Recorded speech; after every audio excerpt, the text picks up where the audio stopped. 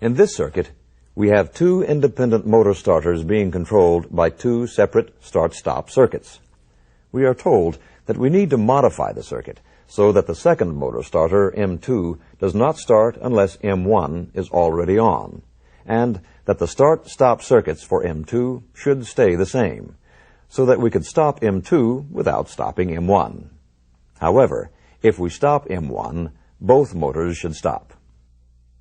We can easily accomplish this by knowing that at this point, the circuit provides information with memory that M1 is running. So, if we connect our first line of our M2 starter circuit line 3 to this point, we would get available power for M2 only if M1 is on. Remember, because the sealed contacts M1 are providing power.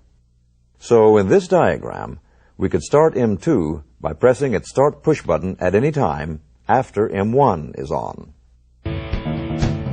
For more PLC training, go to bid95.com and click on the Electrical Video Library on the left-hand side.